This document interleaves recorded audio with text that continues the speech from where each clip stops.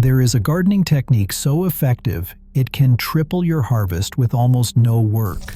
It has been dismissed, mocked, and even regulated against for decades. Not because it does not work, but because it challenges everything industrial agriculture depends on. Urban gardeners have been cited for using this method in their own yards. The USDA has actual regulations restricting it on federal lands. And yet, the science proves it works better than nearly anything else you could do for your soil. So why have you never heard of it? Why is this not taught in every gardening class and agricultural program in the country? The answer reveals something deeply uncomfortable about how we have been conditioned to garden, and more importantly, who profits when we continue doing it the hard way. What you are about to learn might completely change how you think about growing food. What I'm talking about is deep organic mulching, and once you understand it, you'll wonder why you ever did anything else. The concept is almost embarrassingly simple. You take organic material like hay, straw, wood chips, or leaves, and you pile it thick on the surface of your soil, not a thin, decorative layer. We're talking 6 to 20 inches of organic material applied directly on top of the ground. You don't till it in, you don't dig it under. You just let it sit there and do what nature has done for millions of years on every forest floor on the planet. Two pioneers perfected this approach over the past century, and their stories are remarkable. Ruth Stout was born in 1884 and became known as the Mulch Queen. Starting in the 1930s, she developed a method using spoiled hay that farmers could not sell to livestock. She gardened this way for decades in Connecticut, writing books and giving lectures about how she had eliminated nearly all the backbreaking work that gardening supposedly required. She stopped plowing entirely. She stopped weeding. She stopped most of the labor that makes gardening feel like a second job. And her gardens thrived year after year while she watched her neighbors exhaust themselves doing things the conventional way. Then there is Paul Gautschi, who created what he calls the Back to Eden method, using free arborist wood chips. His documentary has been viewed millions of times, and his garden in Washington state has become a pilgrimage site for gardeners who cannot believe what they are seeing. Trees that should not grow in his climate are thriving. His soil, which started as hard clay, is now dark, rich, and teeming with life. Both approaches are no-till and no-dig and require minimal labor once established. They mimic the natural conditions found on a forest floor, where organic matter continuously falls, decomposes, and feeds the soil without anyone ever touching a rototiller. So, why do I call this forbidden? Because this method contradicts virtually everything conventional gardening advice has taught for generations. Think about what you have been told good gardening looks like. Neat rows, freshly tilled soil, bare ground between plants, a garden that looks orderly and controlled. Deep mulching throws all of that out the window. Some homeowner associations and municipalities have aesthetic rules against what they consider messy-looking gardens. People have received actual citations for having too much organic material in their yards. In Toledo, Ohio, urban farmers faced disputes over mulch piles that required city negotiations to resolve. USDA prohibits the use of non-certified weed-free hay and straw on national forest lands. For decades, a myth called nitrogen robbery scared gardeners away from using wood chips anywhere near their plants. And perhaps most damaging of all, the method looks primitive compared to the neat rows and freshly tilled soil that magazines and garden centers have trained us to admire. But here's where it really gets interesting. When you look at the actual peer-reviewed science, everything these pioneers claimed turns out to be true. Let's start with moisture retention, which alone can transform your gardening experience. A comprehensive meta-analysis examining 74 studies with over 1,300 yield observations found that mulching increases crop yields by up to 60%. One of the primary mechanisms is simple. Mulching conserves moisture by reducing evaporation from bare soil.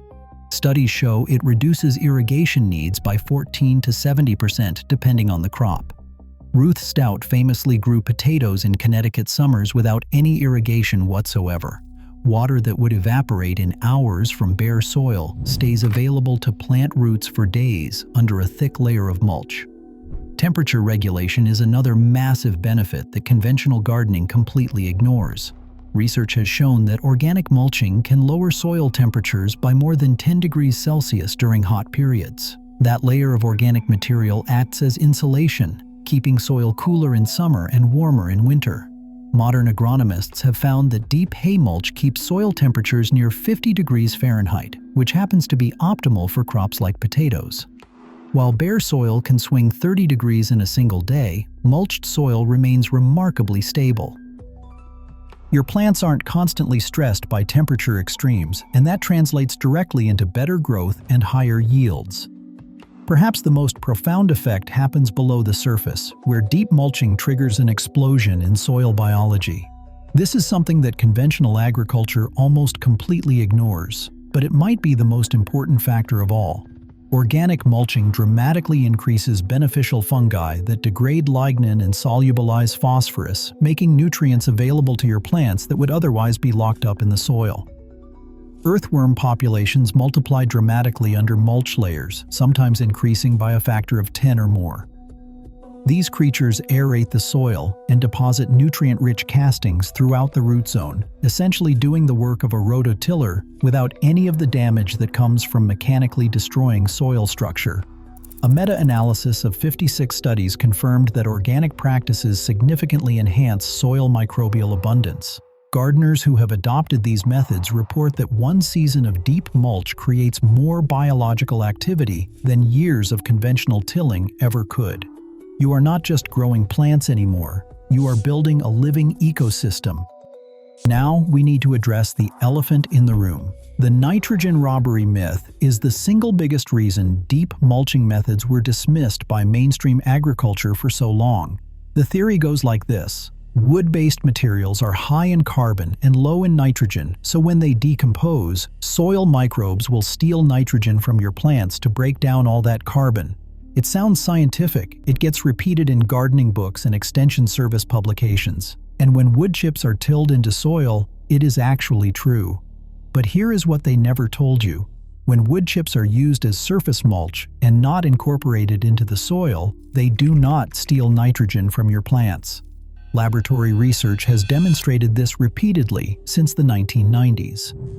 University of California Agriculture and Natural Resources found that mulch actually increases soil nitrogen over time as it slowly decomposes. The thin interface where mulch meets soil creates a zone that actually suppresses weed germination. Meanwhile, established plant roots below remain completely unaffected. Keep the mulch on top and never till it into the soil. The real-world yield results from these methods are absolutely staggering, and they have been documented by countless gardeners who decided to try what the experts dismissed. In 2021, a backyard trial using the Ruth Stout method harvested over 130 pounds of potatoes from a modest plot. Extraction was easier than conventional methods because the potatoes sat right on the soil surface under the hay, requiring no digging whatsoever. During hot, dry conditions, mulched tomato plots showed yields 67.6% higher than bare soil controls. Ruth Stout herself documented sustained potato yields of 50 to 60 bushels per 1,000 square feet, maintaining this production for decades without ever buying fertilizer or irrigation equipment. If you want to try the Ruth Stout method, here's what you need to know. Add 6 to 8 inches of mulch as a minimum for your first application. Ruth herself recommended starting with a 20-inch thick layer because it compacts significantly over time. Use spoiled hay that farmers cannot sell to livestock. This material is often free or available for just the cost of hauling it away. Replenish the layer each year as it decomposes into the soil. That decomposition is actually the magic, as all that organic matter transforms into the rich, living soil your plants crave. For the back-to-Eden approach, Paul Gautschi adds about 2 inches of wood chips every 2 years. Fall is the best time to apply, mimicking when leaves naturally fall in the forest. You can get free wood chips from arborists through services like Chip Drop, who are often happy to dump loads for free rather than paying disposal fees. Just avoid allelopathic trees like black walnut and eucalyptus, which contain chemicals that can significantly inhibit other plant growth and cause real problems in your garden. I want to be completely honest about the drawbacks, because this isn't a magic solution without any challenges, and anyone who tells you otherwise isn't being straight with you. Slugs and snails absolutely thrive in hay mulch environments, which can be problematic for certain crops like lettuce and strawberries. Voles and mice can tunnel underneath the layers. In particularly wet years, potato sets under deep mulch can rot before they get a chance to sprout. The system takes 1 to 3 years to fully establish, and your results during that transition period may be underwhelming. Climate matters too, since Paul Gautschi gardens in the rainy Pacific Northwest, and his specific approach may need modification in different regions. And practically speaking, you need access to large quantities of material to get started, which isn't always easy in urban environments. But the real question still remains. Why isn't this taught in schools, in gardening classes, in agricultural extension programs? Deep mulching directly threatens industries worth hundreds of billions of dollars.